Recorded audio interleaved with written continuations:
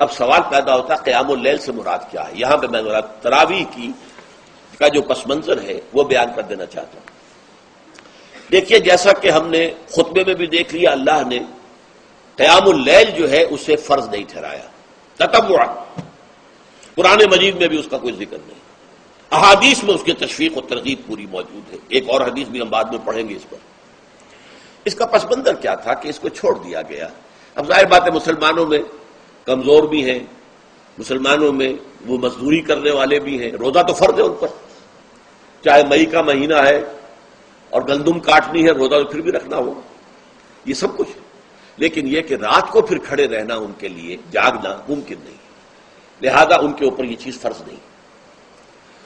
حضور نے تراویح کی نماز یا قیام اللیل نہ اسے فرض قرار دیا، نہ اس کے بعد جماعت کوئی اہتمام کیا مستقل، صرف 3 راتیں آپ نے جماعت کروائی ہے، اس میں 8 رکعتیں آپ نے پڑھی ہیں کہ جو آپ کا معمول تھا تہجد کا وہ پڑھی، اور تہجد کے وقت ہی جماعت کرائی ہے۔ یہ ہے وہ حدیث، اس کے علاوہ کسی نماز تراویح جو ہے جو ہم پڑھتے ہیں 20 رکعتیں عشاء کے ساتھ متصل، اس کا کوئی ذکر نہ دور نبوی میں ہے نہ دور صدیق اکبر میں ہے۔ یہ دور حضرت عمر کی خلافت میں ہوا ہے، اور ہم نہیں کہہ سکتے کتنے سال کے بعد ہوا ہے۔ حضرت عمر رضی اللہ تعالیٰ عنہ کی خلافت کا دور جو ہے وہ تو 10 برس ہے، ہو سکتا ہے 5 برس کے بعد ہوا ہو، 6 برس کے بعد ہوا ہو، 12 ہوا ہے ان کے عہد میں۔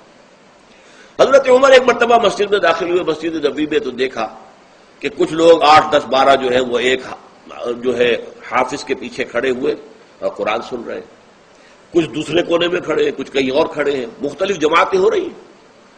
تو انہوں نے سوچا کہ کیوں نہ ان سب کو ایک امام کے پیچھے جمع کر دیا جائے، اور اس کے لیے لوگوں کی سہولت کے لیے عشاء کے ساتھ متصل رکھ دیا جائے، اس لیے کہ تہجد کے وقت اٹھنا جو ہے وہ تو ہر کس و ناقص کا کام نہیں ہے، کہ عشاء کے بعد اگر تھوڑا سا اضافی وقت ہو صرف، تو یہ ہر شخص کر لے گا، مزدور بھی کر لے گا۔ لہذا آپ نے یہ نظام تجویز فرمایا کہ عشاء کے متصلاً بعد 20 رکعت نماز پڑھی جائے اور ایک امام کے پیچھے پڑھی جائے۔ یہ گویا کہ اجتہاد ہے حضرت عمر رضی اللہ تعالی عنہ، اس کو آپ نے خود بدعت بھی قرار دیا ہے، لیکن بدعت حسنہ۔ بدعت کس اعتبار سے؟ لغوی اعتبار سے، نئی بات، اس لیے کہ حضور کے زمانے میں نہیں تھی، تو یہ اس طریقے سے ایک نئی بات ہے، لیکن یہ بات چونکہ بہت اچھی ہے، بہت عمدہ ہے۔